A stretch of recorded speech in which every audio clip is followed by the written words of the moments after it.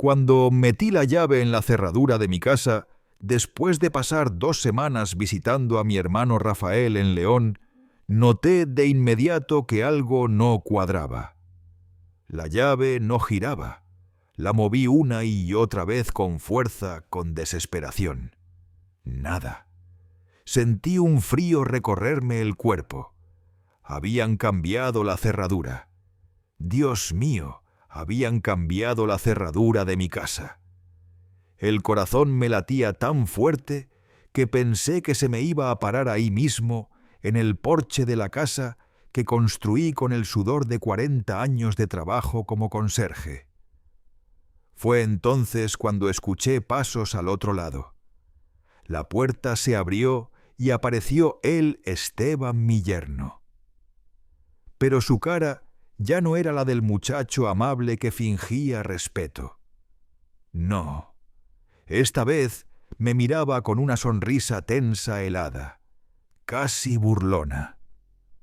Suegro dijo con esa voz suya que siempre escondía algo venenoso: cambiamos todo. Ahora esta es nuestra casa. Sentí que las piernas me temblaban. ¿Nuestra casa? Nuestra. Esta casa la levanté yo con mis manos, con mis años. La pagué peso por peso. Trabajé desde los 16. Limpié pasillos, baños y oficinas de lunes a domingo. Guardé cada centavo hasta juntar los 350.000 pesos que me costó esta propiedad. Todo está a mi nombre con mis documentos, con mi firma. Pero por amor de padre, por ese amor ciego que uno tiene hacia sus hijos, dejé que Luis, mi único hijo, viviera aquí con su esposa mientras juntaban para su propia casa. Temporalmente, qué palabra tan traicionera. ¿Cómo que su casa?, pregunté conteniendo la rabia que me subía como fuego. Esteban, esta casa es mía. Yo pago el predial, yo pago los servicios. Ya no me interrumpió con una mueca despreciable. Luis y yo llevamos meses arreglando esto. Tenemos todos los papeles. Usted ya no puede quedarse aquí, suegro. Las cosas han cambiado. En ese momento sentí que algo se quebraba dentro de mí. No era solo el corazón, era la fe, la confianza que tenía en mi hijo, la creencia de que la familia era un refugio, no una trampa. Pero también en ese mismo instante despertó algo más, algo que llevaba dormido años. Esa fuerza que había guardado bajo la máscara del padre paciente, del abuelo generoso, del hombre que siempre callaba para mantener la paz. Sonreí. Fue una sonrisa distinta, una que venía desde un rincón viejo y oscuro de mi alma, donde se esconden los secretos que pueden destruir a cualquiera. Saqué mi celular del bolsillo. Ese teléfono que Luis me regaló el año pasado diciendo: «Para que no estés tan desconectado, papá». «Qué bueno que me digas eso». Esteban, le dije con una calma que hasta a mí me sorprendió. Porque justo llegó el momento de poner las cosas en su lugar. Sus ojos se abrieron confundidos. No entendía por qué no lloraba, por qué no suplicaba, por qué no me veía derrotado, como seguramente había planeado. Pero yo sabía algo que ellos no. Cuando un hombre de 67 años sonríe después de que le roban su casa, es porque tiene un as bajo la manga. Y vaya que lo tenía. Mientras Esteban me observaba con esa mirada de desconcierto, y Luis se asomaba detrás de él, incapaz de sostenerme la mirada. Mi mente se fue 40 años atrás. A esos días, cuando él apenas tenía 5 años y su madre nos abandonó una madrugada de diciembre, llevándose hasta el dinero del mandado y dejándome con un niño y una deuda de renta. Luis, le dije con la voz firme: ¿te acuerdas cuando me preguntabas por qué llegaba tan tarde del trabajo? ¿Por qué mis manos estaban siempre agrietadas? ¿Por qué nunca íbamos al cine como tus amigos? Él bajó la cabeza. Claro que se acordaba. Pero lo que nunca supo era toda la verdad. Desde que su madre nos dejó, tuve que trabajar en 3 lugares distintos. De madrugada de 5 a 8, limpiaba una panadería en el centro. Don Ernesto, el dueño, me pagaba 1000 pesos al mes por dejarle el horno reluciente. El vapor me quemaba los brazos, los químicos me ardían en la piel, pero nunca me quejé. De 9 de la mañana a 6 de la tarde, limpiaba oficinas en una empresa de seguros. Otros 6.000 pesos por mantener 3 pisos impecables. Subía escaleras cargando cubetas aspiradoras que pesaban más que mi propio hijo, productos que me hacían llorar los ojos. Pero cada peso lo guardaba con disciplina. Y por las noches, después de acostar a Luis, salía otra vez. Limpiaba 2 consultorios y una notaría. Otros 3.000 al mes. Llegaba a casa a las 2 de la mañana, dormía 3 horas y volvía a empezar. «Papá, yo no sabía», murmuró Luis, pero Esteban le dio un leve codazo para que se callara. «No sabías porque nunca quisiste saber», le respondí con un dolor que me salía desde el alma. «Cuando me pedías tenis de marca y te decía que estaba ahorrando para algo importante, nunca imaginaste que ese algo era nuestro futuro. Una casa propia. Un techo donde nadie nos echara jamás. Durante 15 años repetí esa rutina infernal. 15 años trabajando casi 20 horas diarias. Mis amigos me decían que estaba loco, que ningún hijo valía tanto sacrificio.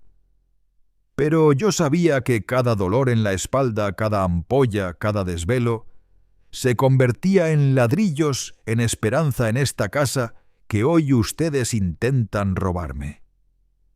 Cuando Luis cumplió 20, ya tenía ahorrado 190.000 pesos. Seguí trabajando 10 años más, ahorrando peso por peso, hasta reunir los 180.000 que necesitaba para comprar esta casa. Una vivienda sencilla pero firme en un barrio tranquilo. 3 recámaras, 2 baños y una cocina grande donde soñaba cocinar para mi hijo cuando viniera con su familia.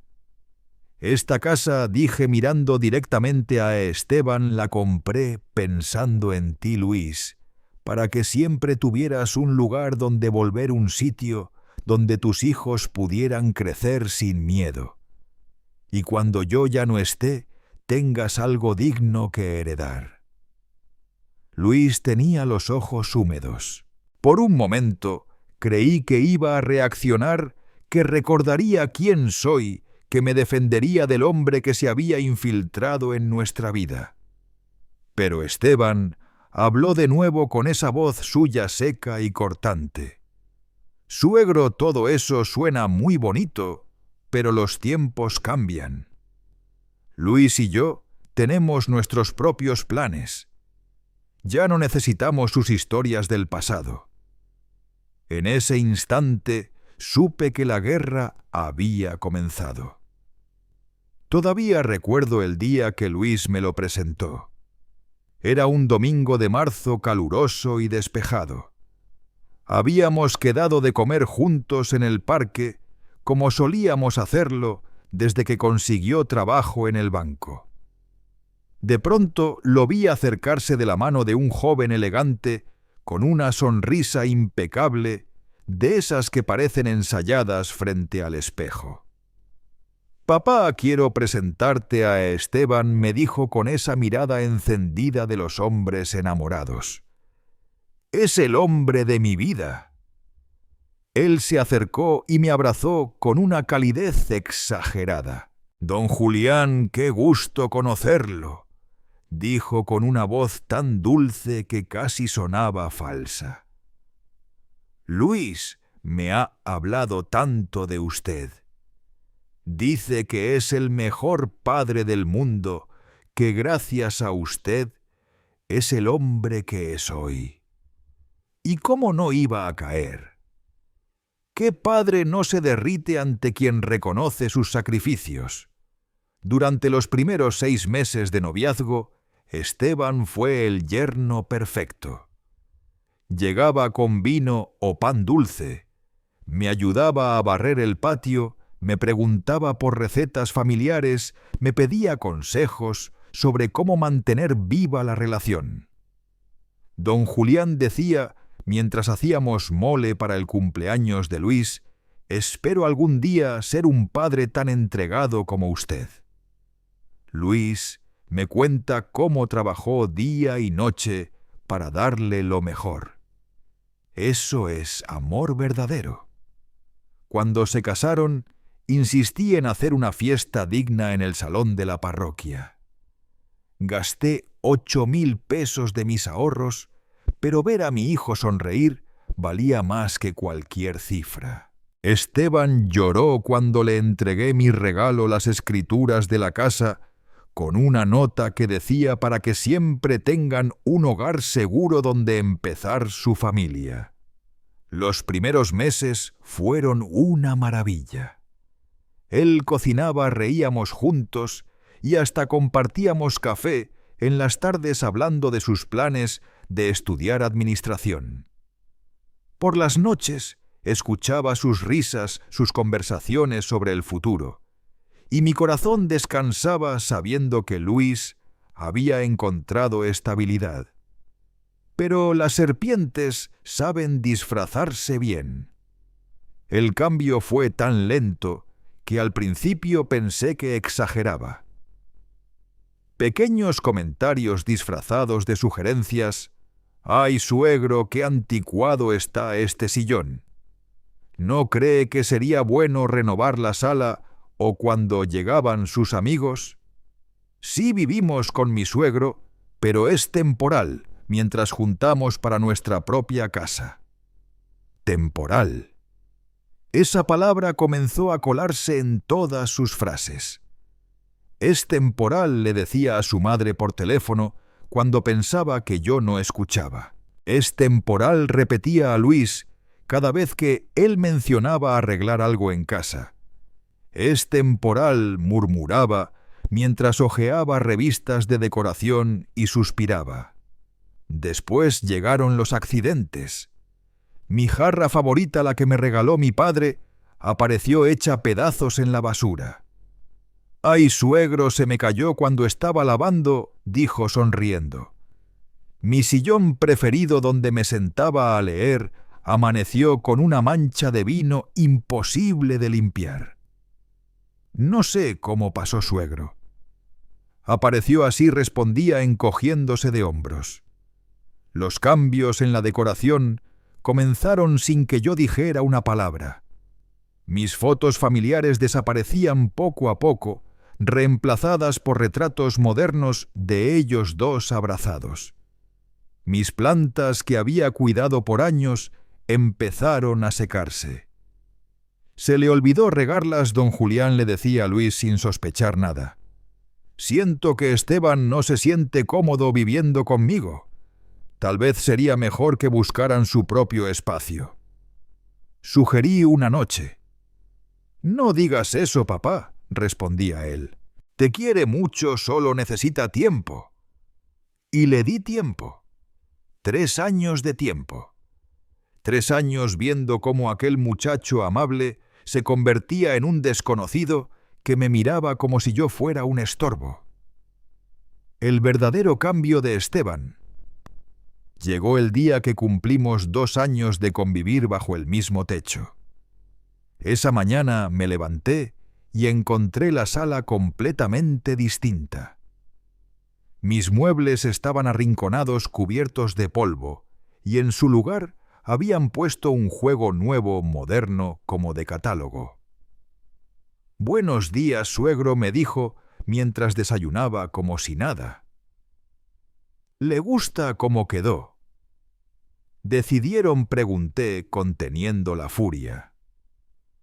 «Esteban, estos son mis muebles, mi casa. ¿Cómo pudieron cambiar todo sin consultarme?» «Ay, suegro, no sea tan dramático», respondió con una sonrisa sin alma. Los muebles estaban viejísimos, ya daban pena. Y en ese momento supe que ya no estaba viviendo con mi hijo y su pareja. Vivía con mis verdugos. Estos son mucho más modernos, más funcionales. A Luis le encantaron los cambios, dijo Esteban con ese aire de triunfo que ya no se molestaba en disimular. Cuando mi hijo llegó esa noche del trabajo, esperé que notara lo que habían hecho que preguntara al menos por mis muebles. Pero no. Se sentó en el nuevo sofá, recargó la cabeza en el respaldo y suspiró. «Qué cómodo está esto, amor». «Excelente elección». Luis, le dije señalando mis viejos muebles arrinconados en una esquina como si fueran basura. «¿Y qué va a pasar con mis cosas?», pregunté. «Papá, esos muebles ya estaban muy usados», respondió él con indiferencia. «Podemos donarlos. Seguro alguien los necesita más que nosotros». «¿Donarlos?». Quería regalar mis cosas, las que había comprado con el sudor de mis manos, sin siquiera preguntarme. Esa noche lloré en silencio, escuchando desde mi habitación cómo reían en la sala nueva brindando por su renovación.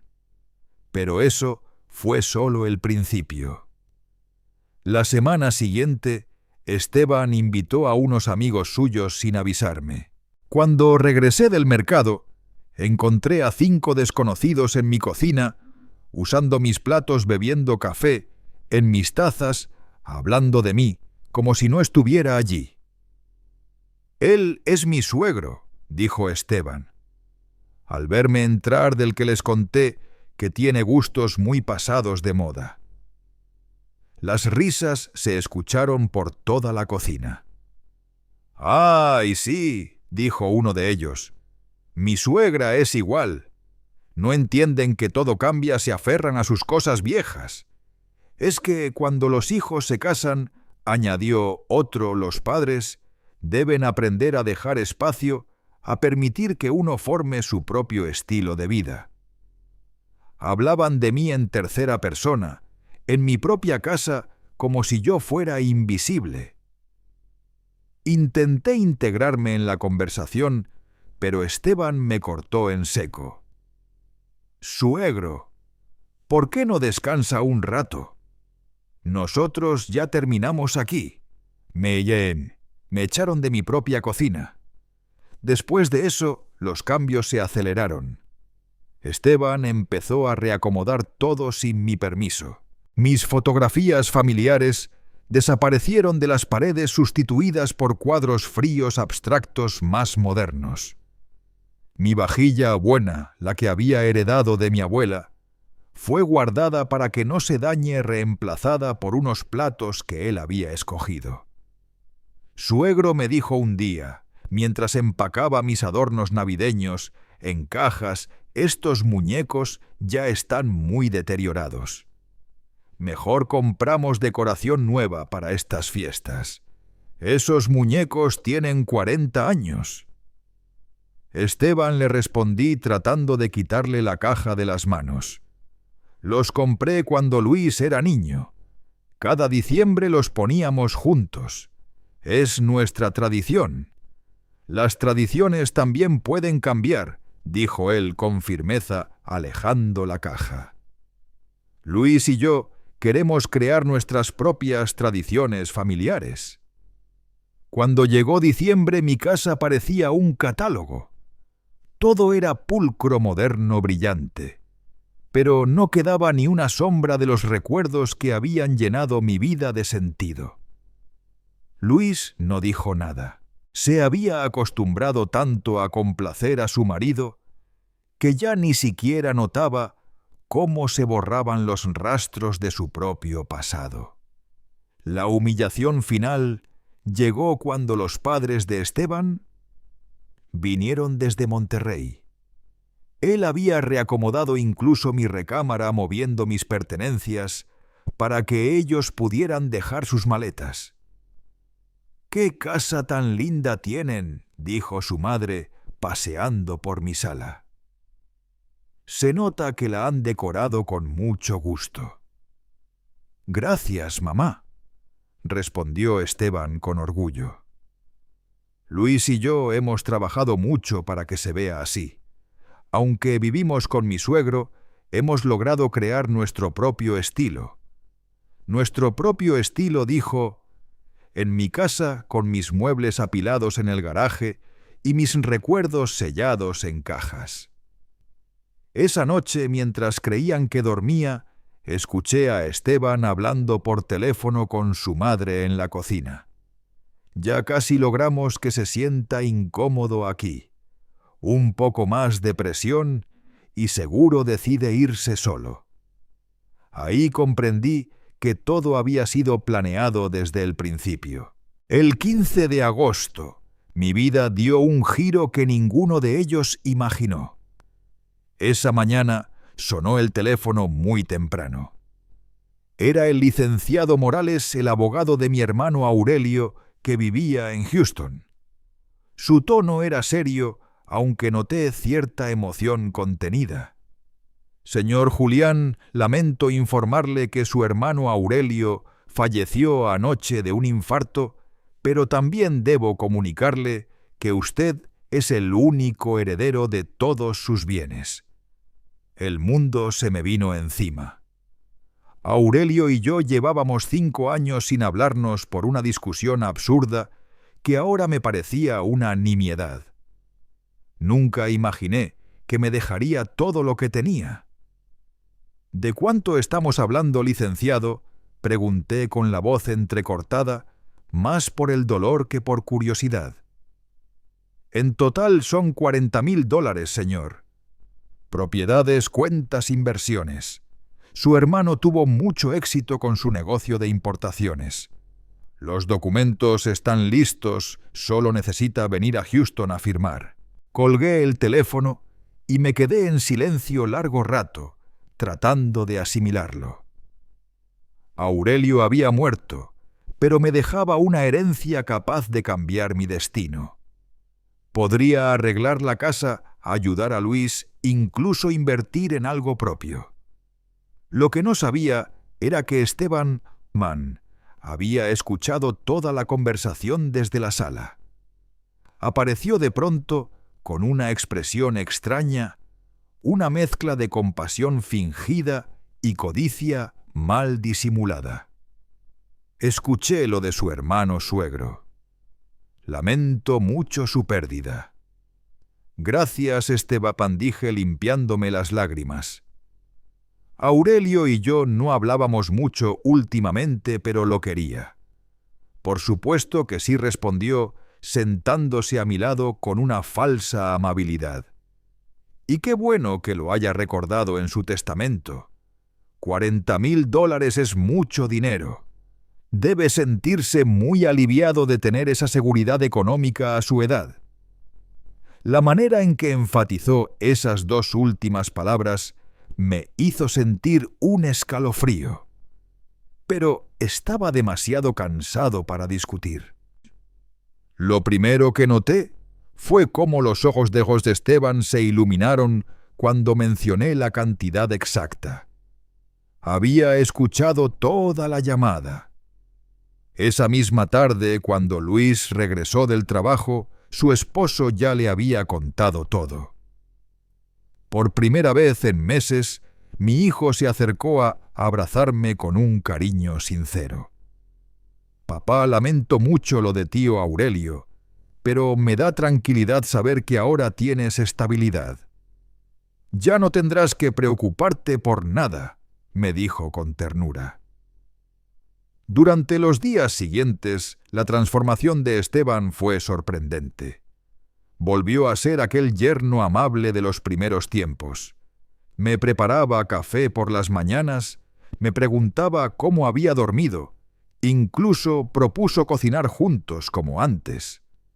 Suegro me dijo, mientras cortábamos verduras para el pozole: «He estado pensando en lo mal que me he portado últimamente. El estrés, el trabajo, adaptarme al matrimonio, todo eso me tenía muy tenso. Pero quiero que sepa que lo aprecio mucho y que esta también es su casa». Por un instante mi corazón se ablandó. Tal vez todo había sido un malentendido. Tal vez aún quedaba esperanza. «Esteban, yo también he estado pensando», le dije mientras revolvía la olla, «y quiero hacer algo especial con parte de la herencia de Aurelio.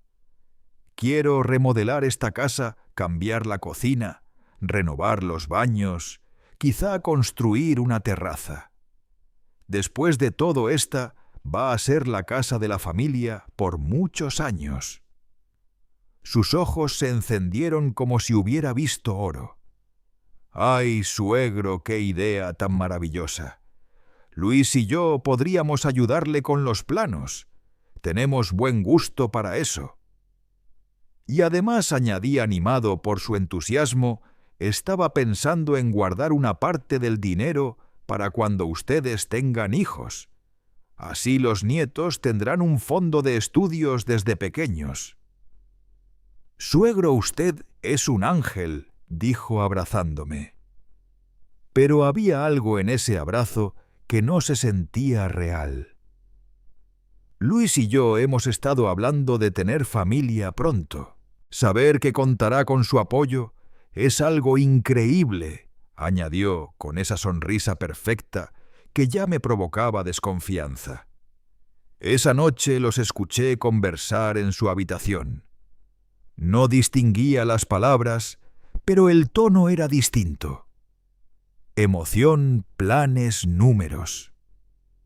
Al día siguiente, Esteban insistió en acompañarme al banco cuando fui a informarme sobre los trámites para recibir la herencia. «Para que no vaya solo, suegro», dijo con su sonrisa ensayada. «Estos procesos pueden ser algo complicados para una persona mayor». En el banco se sentó junto a mí todo el tiempo tomando notas, haciendo preguntas sobre plazos, inversiones, documentación. Preguntas que yo nunca le pedí que hiciera. Suegro dijo: «Mientras regresábamos a casa, he estado leyendo sobre inversiones inmobiliarias.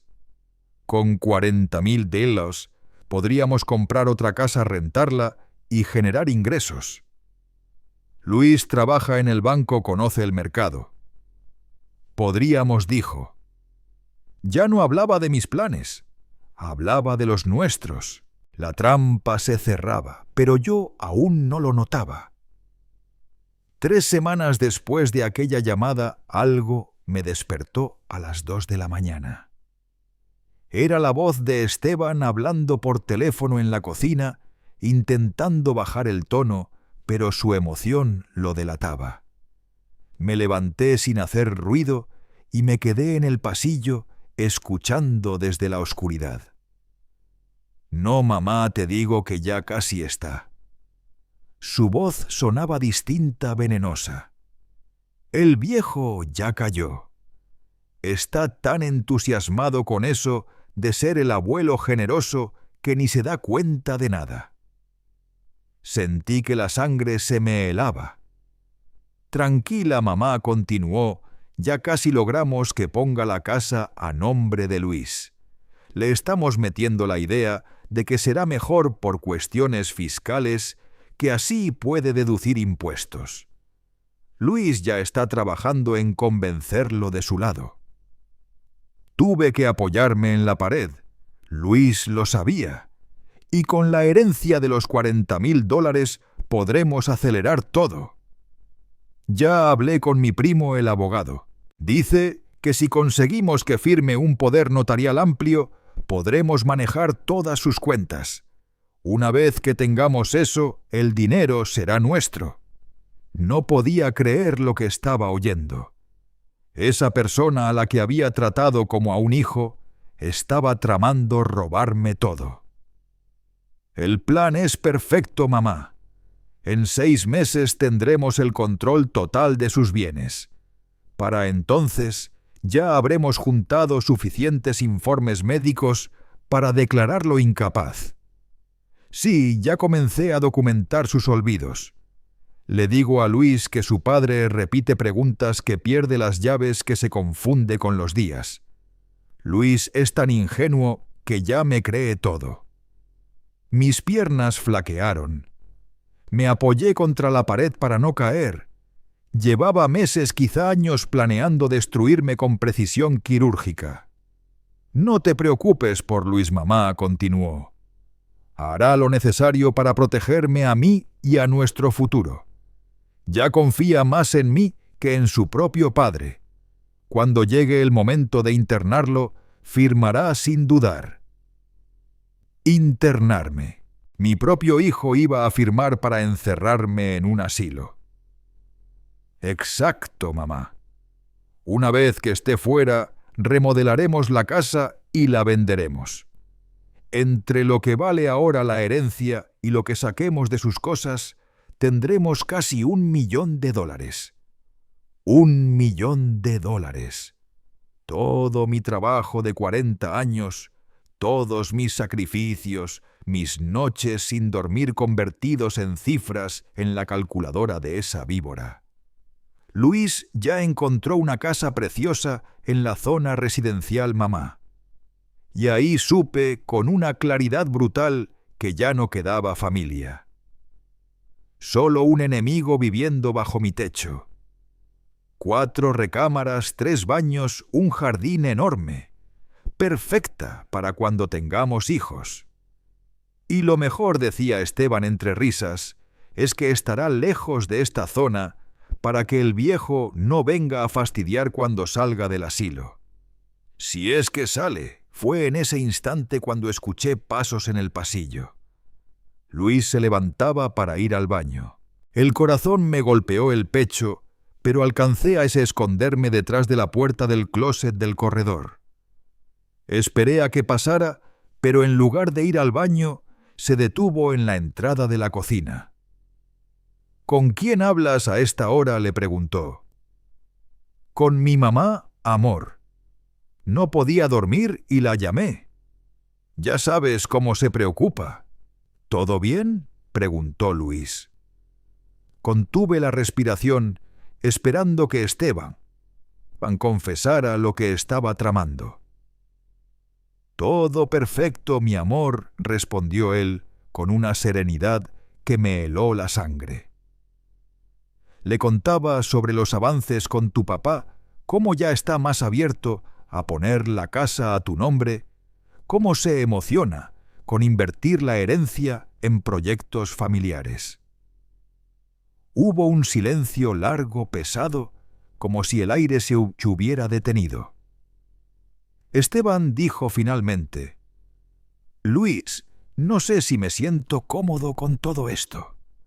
Es mi padre, y siento que lo estamos manipulando. Mi corazón se estremeció. Todavía quedaba algo del hijo que yo había criado. Pero Esteban respondió con esa voz dulce y calculada que ya conocía demasiado bien. No lo estamos manipulando, solo lo estamos ayudando a tomar decisiones inteligentes para su futuro y para el nuestro. ¿No quieres que nuestros hijos tengan estabilidad económica? Sí, pero... vaciló Luis. Tu papá ya tiene 67 años. Continuó Esteban con un tono más frío. ¿Qué va a hacer con tanta propiedad y dinero? Es lógico que nosotros, que somos jóvenes, que vamos a formar una familia, administremos esos recursos de manera más útil. Otro silencio. Además, añadió con desdén, llevamos 3 años viviendo en esta casa vieja con muebles de otra época. ¿No crees que ya es hora de tener nuestro propio hogar? Tienes razón, respondió Luis finalmente. Y con esas 2 palabras destruyó por completo mi corazón. Hagámoslo, pero que sea rápido antes de que se arrepienta. Los escuché besarse en la cocina de mi casa. Celebraban en silencio el robo más grande de mi vida. Al día siguiente desperté con una claridad mental que no sentía desde hacía décadas. La traición de Luis y Esteban, en vez de quebrarme, había resucitado en mí a ese hombre que alguna vez enfrentó al mundo solo. El que trabajó 20 horas diarias, el que nunca se rindió cuando su esposa lo abandonó. Pero esta vez no iba a luchar más fuerte. Esta vez iba a luchar más inteligente. Durante el desayuno fingí normalidad. Sonreí y serví café. Pregunté por sus planes del día. Pero por dentro cada movimiento que hacía era parte de una estrategia. Un general no avisa que está en guerra. Esteban, le dije mientras lavaba los platos, he estado pensando en eso que dijiste de poner la casa a nombre de Luis por los beneficios fiscales. ¿Podrías averiguar qué documentos hacen falta? Sus ojos se iluminaron. Por supuesto, suegro. De hecho, ya hablé con mi primo Javier el notario. Él puede ayudarnos con todo el proceso. ¡Qué eficiente eres!, le respondí, ocultando mi rabia detrás de una sonrisa amable. También quería pedirte un favor. ¿Podrías acompañarme al banco esta semana para ver lo de las inversiones? ¡Claro que sí! Podemos ir el miércoles por la tarde, contestó con su tono más servicial. ¡Perfecto! Mientras él creía que avanzaba en su plan, yo empezaba el mío. Esa misma tarde, cuando salieron de compras, marqué un número que no había marcado en años. Comadre Esperanza, necesito que vengas a mi casa en este momento. Y trae tu grabadora, la que usas en las juntas del comité vecinal. ¿Qué pasa, Julián? Te oigo raro. Mi hijo y mi yerno quieren quitarme todo, comadre, y voy a necesitar tu ayuda, para destruirlos legalmente. 1 hora después, Esperanza estaba sentada en mi cocina. Le conté cada detalle de lo que había escuchado. Sus ojos se llenaron de lágrimas. «Esos malnacidos», murmuró apretando los puños. «¿Y qué vas a hacer?» «Voy a darles exactamente lo que quieren», le dije con una sonrisa que me nació desde lo más hondo del alma. «Pero antes necesito evidencia de todo lo que están planeando». Esperanza resultó ser la aliada perfecta. Durante los días siguientes instalamos grabadoras ocultas por toda la casa, una en la cocina, otra en la sala y una en el teléfono fijo. También me enseñó a usar la función de grabación del celular sin que nadie lo notara. Mientras tanto, empecé mi papel de viejo confundido. Comencé a olvidar dónde había puesto las llaves, a repetir preguntas, a confundirme con las fechas. Nada exagerado, solo lo suficiente para que Esteban creyera que su plan funcionaba. «Ay, suegro», me decía con falsa ternura, cuando preguntaba 2 veces qué día era, ya se le olvidó que se lo dije hace 5 minutos. «¿En serio te dije eso?», le respondía con cara de desconcierto. «Discúlpame, Esteban. Últimamente siento que la memoria me falla. Por las noches escuchaba cómo comentaban mis episodios con una preocupación fingida». Tal vez deberíamos llevarlo al médico, decía Luis. Tienes razón, amor, respondía Esteban. Y sería bueno tener ese diagnóstico documentado por si acaso. Por si acaso, necesitaban declararme incompetente, claro. Durante esas semanas también hablé con mucha discreción con 3 abogados distintos. No quería que ninguno supiera toda la historia, pero necesitaba conocer mis derechos y cómo protegerme. La guerra apenas comenzaba y esta vez yo tenía las armas. El licenciado Hernández fue el primero en hablarme con franqueza. Señor, si alguien intenta hacerle firmar documentos bajo engaño o falsifica su firma, eso se considera fraude familiar un delito federal. Las penas van de 5 a 20 años de prisión. La licenciada Ruiz me explicó todo sobre los poderes notariales. Jamás firme un poder amplio si no está completamente seguro. Con ese papel, la persona puede vender sus propiedades, vaciar sus cuentas, incluso internarlo en una institución sin su consentimiento. Después, el licenciado Morales, especialista en herencias, me aconsejó: a su edad, don Julián le conviene dejar todo bien documentado, testamento actualizado, fideicomiso, si hace falta, y un albacea de total confianza. Salí de ahí con la mente afilada y el corazón de acero. Era hora de pasar a la segunda fase de mi plan, provocar que Luis y Esteban mostraran su verdadera cara mientras las grabadoras seguían rodando. El 10 de octubre, durante el desayuno, inicié la función más convincente de mi vida. Dejé caer las lágrimas justas, quebré la voz en el momento preciso y observé cómo los ojos de Esteban se encendían con la falsa victoria que creía tener. Hijos, dije removiendo el café con las manos temblorosas, he estado pensando mucho sobre lo que hablamos. La casa, la herencia, mi futuro. Luis detuvo el pan a medio camino hacia la boca. Esteban se inclinó hacia adelante como un cazador que huele la presa. He decidido que tienen razón, continué con voz de viejo cansado. Ya estoy muy grande para lidiar con tantas cosas. Quiero ir a visitar a mi prima Carmen en Guadalajara un par de semanas para aclarar la cabeza. Cuando regrese, hacemos los trámites que consideren convenientes. ¿Papá? ¿Estás seguro? No tienes que apresurarte, preguntó Luis con un tono de genuina preocupación. Pero Esteban ya estaba calculando los pasos siguientes. Claro, suegro, un descanso le hará bien. Nosotros cuidaremos la casa mientras usted está fuera. Gracias, hijos. Salgo mañana y regreso el 25. Esteban, ¿me ayudas a empacar? Ya no tengo fuerzas para andar cargando maletas. Por supuesto, suegro. Será un placer.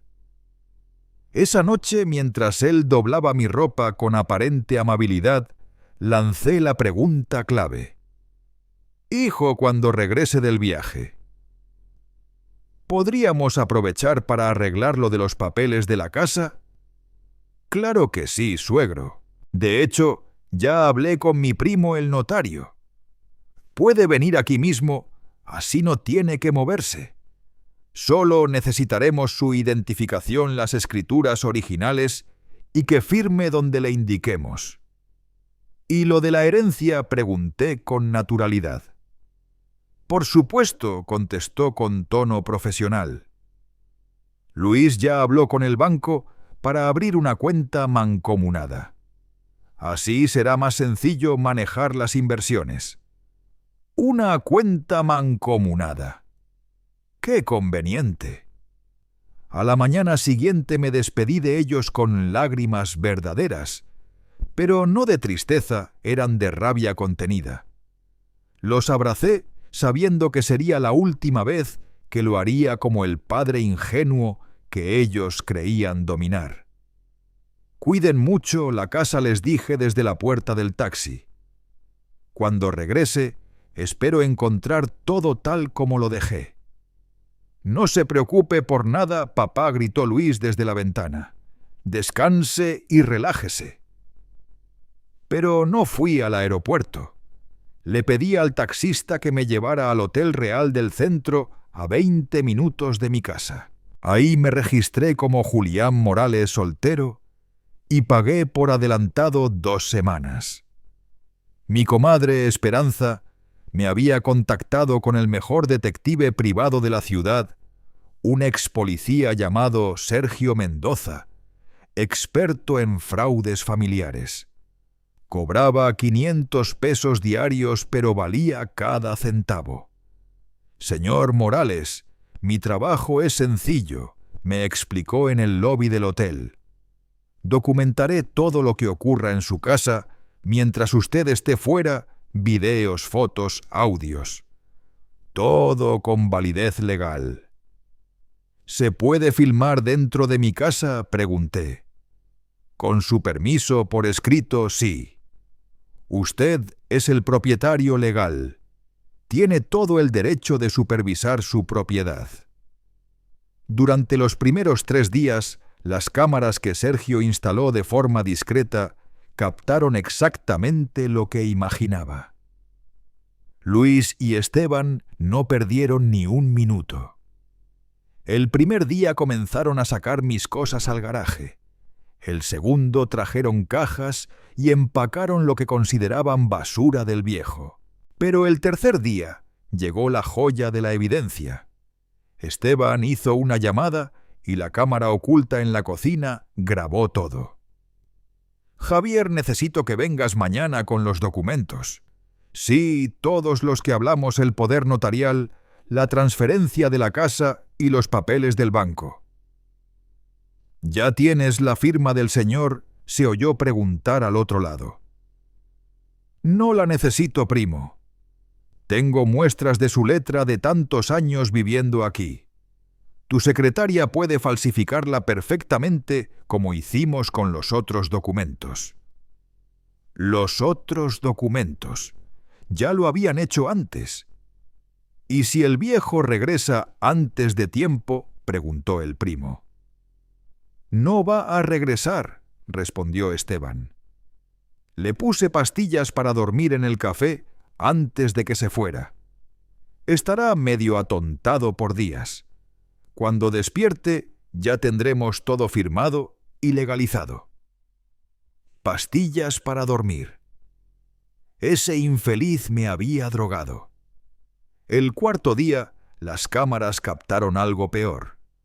Luis y Esteban trajeron tasadores y luego una agente inmobiliaria. La casa está en excelentes condiciones, decía la mujer. En este mercado podríamos venderla en 520.000 y cerrarla en menos de un mes. Perfecto, respondió Esteban con voz triunfante. Queremos cerrar lo más pronto posible. Mi suegro está desarrollando demencia senil y necesitamos liquidar sus activos antes de que empeore. Tienen poder notarial. Lo tendremos esta semana. Mi esposo es el único hijo, el heredero directo. Heredero directo, de un hombre que seguía vivo y con la mente más lúcida que nunca. El quinto día fue el más doloroso. Las cámaras mostraron cómo Luis empacaba todas mis fotografías familiares, los recuerdos de su infancia, los regalos que me había hecho a lo largo de los años. ¿Qué hacemos con todo esto?, le preguntó a Esteban, sosteniendo una foto donde salía disfrazado de superhéroe cuando tenía 5 años. Tíralo todo, respondió él sin siquiera mirar. Son puras cosas viejas que no sirven para nada. Mi hijo, aquel niño, por quien sacrifiqué todo, tiró a la basura 40 años de recuerdos sin pestañear. Pero yo, ya no era el mismo hombre que había salido de esa casa 2 semanas atrás. Regresaba con pruebas, con una mente fría y con una sed de justicia que no se apagaría hasta verlos pagar. El 25 de octubre volví a mi hogar con una sonrisa serena y algo más poderoso que cualquier arma, la evidencia completa de su traición grabada en alta definición.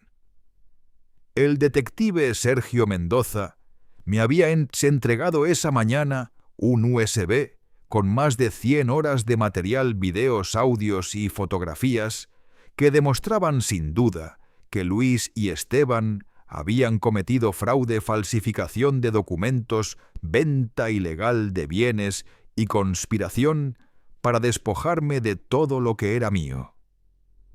Pero lo más valioso era la grabación donde Esteban confesaba a su primo cómo planeaban declararme incapaz mentalmente y encerrarme en un asilo para quedarse con mi fortuna.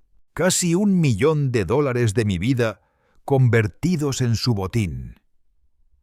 Cuando intenté abrir la puerta y noté que la cerradura había sido cambiada, no sentí rabia, sino una satisfacción profunda. Todo se desarrollaba justo como lo había planeado. Cada movimiento, cada palabra, cada delito, todo estaba registrado. La primera confrontación con Esteban fue perfecta. Su arrogancia, su tono frío y su desprecio quedaron grabados en el audio de mi celular que había activado en silencio antes de tocar la puerta. Pero lo mejor aún estaba por venir.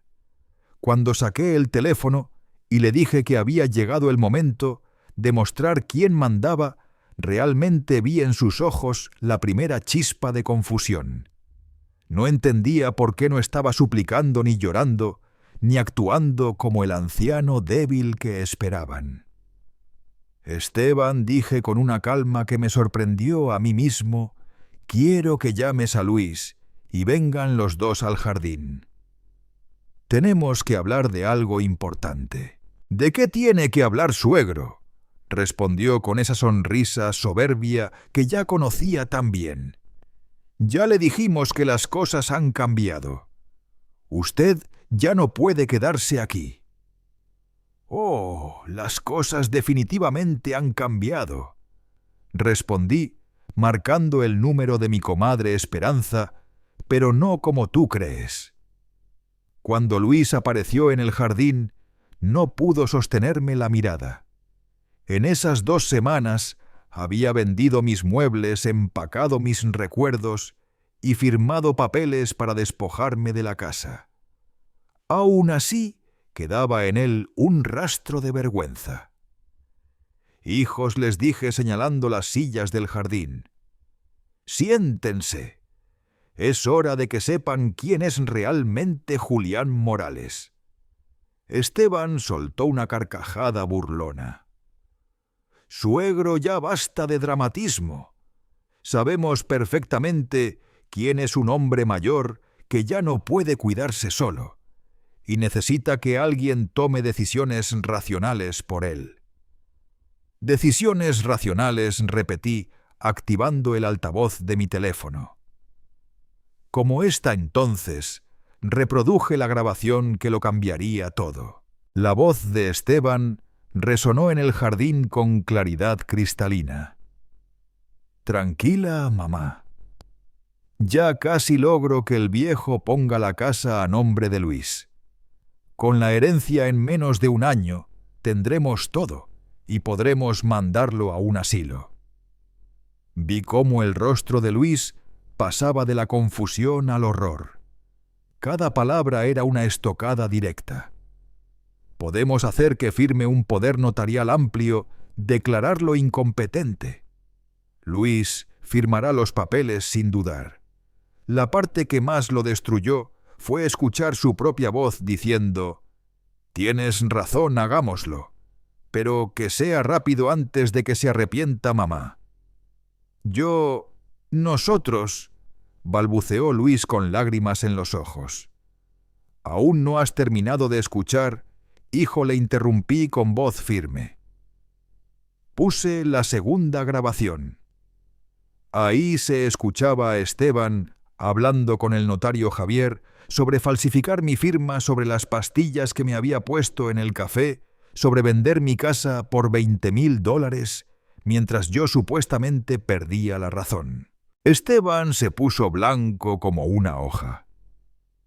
¿Cómo tiene esas grabaciones? Porque nunca fui a Guadalajara.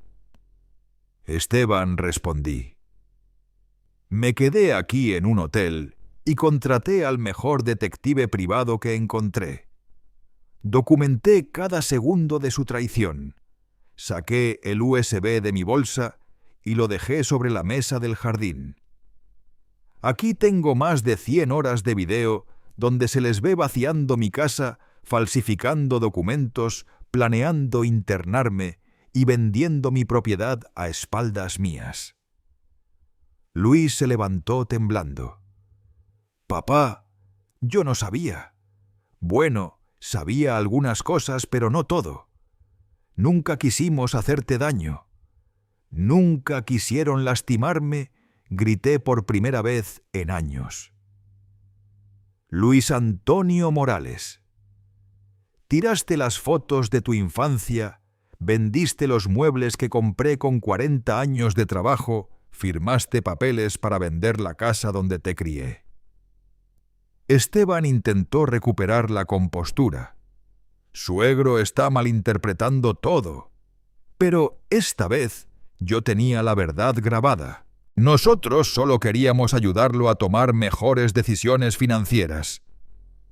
Ayudarme, rugí con una furia que llevaba años conteniendo. Me drogaste, falsificaste mi firma y planeaste declararme loco. Fue entonces cuando marqué el número que había esperado usar durante 2 semanas. Licenciado Hernández, dije al contestar, soy Julián Morales.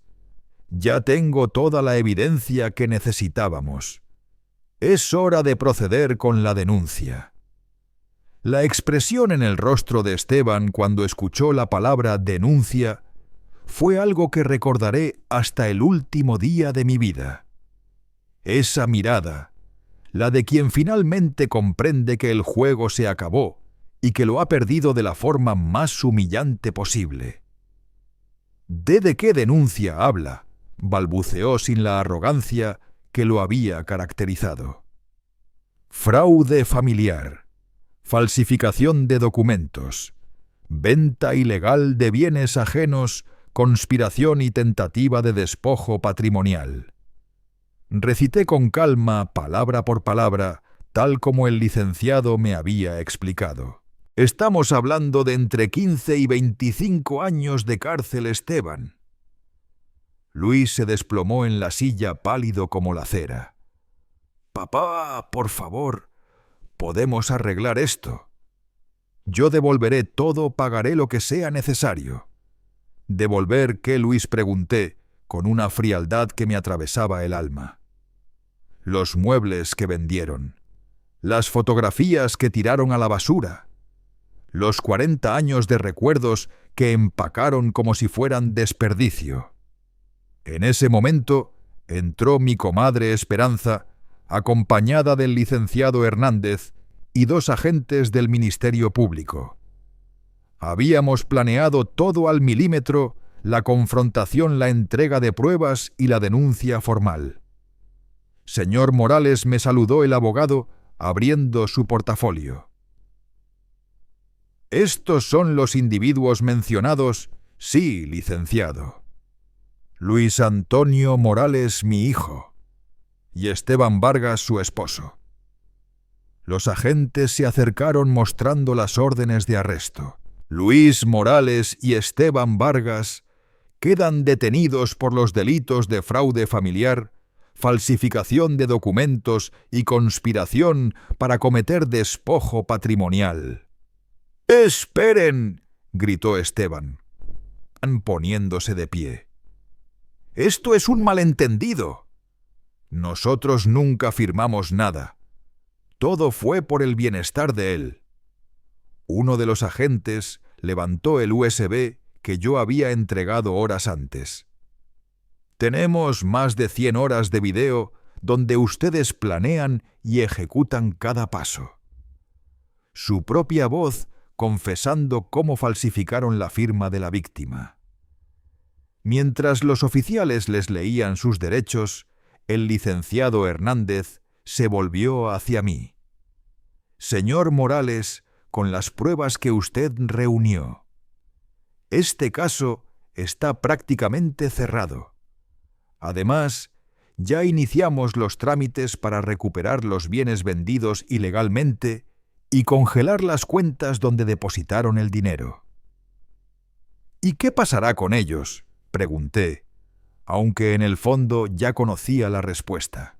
Con las agravantes de violencia familiar y abuso contra un adulto mayor, enfrentan de 12 a 20 años de prisión efectiva. Luis me miró desde el asiento trasero de la patrulla con los ojos llenos de lágrimas. Papá, perdóname.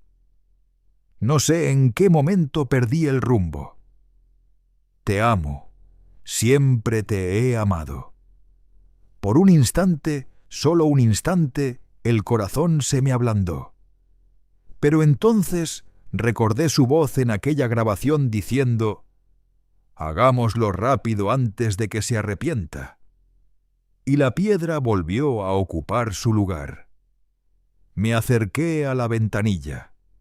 Luis, dije con calma, trabajé 40 años para darte un futuro.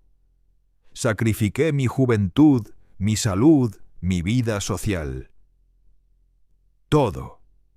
Y tú decidiste traicionarme por dinero. Él rompió en llanto. Papá, durante 67 años fui tu padre. A partir de hoy, solo soy Julián Morales, un hombre que por fin entendió que el amor incondicional no puede ser unilateral. Esteban seguía gritando desde la otra patrulla: «Esto no va a quedar así. Mi familia tiene abogados y contactos. Usted se va a arrepentir». Me acerqué a su ventanilla y le sonreí con la misma frialdad con la que él me sonrió el día que cambió la cerradura de mi casa. Esteban, querido, tu familia no tiene los contactos suficientes para enfrentarse a un hombre que pasó 40 años limpiando las oficinas de los mejores abogados de esta ciudad. Créeme, conozco gente que tú ni imaginas. Cuando las patrullas se alejaron, me quedé de pie en el jardín junto a mi comadre Esperanza y el licenciado Hernández. Sentí una paz que no experimentaba desde hacía décadas. ¿Se siente bien con la decisión que tomó?, me preguntó el abogado. Licenciado, respondí mirando mi casa, esa que volvía a ser oficialmente mía durante 3 años. Permití que me humillaran en mi propio hogar. Permití que me hicieran sentir como una carga, como alguien sin valor. Hice una pausa y respiré hondo. Hoy aprendí que nunca es tarde para defenderte, que la edad no es excusa para permitir abusos, y que a veces el amor verdadero consiste en saber cuándo decir basta. 6 meses después, Luis fue condenado a 18 años de prisión y Esteban Vargas recibió 22 como autor intelectual del fraude. Recuperé todos mis bienes y obtuve una compensación de $150,000 por daño moral. Con el dinero de la herencia de Aurelio y la indemnización, compré una casa más pequeña, pero preciosa, en una zona tranquila. Mi comadre Esperanza se mudó al lado y juntos construimos la vida que siempre habíamos deseado, tranquila, digna y llena de respeto. Cada noche antes de dormir, miro la fotografía que rescaté del basurero Luis, con 5 años disfrazado de superhéroe, sonriéndome con amor puro. Y le hablo en voz baja a ese niño que una vez fue mi todo. Hijo, tu padre hizo lo que tenía que hacer, no por venganza, sino por justicia, no por odio, sino por amor propio. Tal vez, algún día cuando salgas de prisión, entiendas que las lecciones más duras son las que más enseñan. Porque esta historia no terminó con un padre destruido por la traición, sino con un hombre de 67 años que aprendió que nunca es tarde para recuperar tu poder, tu dignidad y tu derecho a ser respetado. Y esa, hijo, es la lección más importante que una familia puede aprender, que el amor verdadero jamás debe confundirse con permitir el abuso, y que quien traiciona la confianza de sus mayores siempre termina enfrentando la justicia que merece.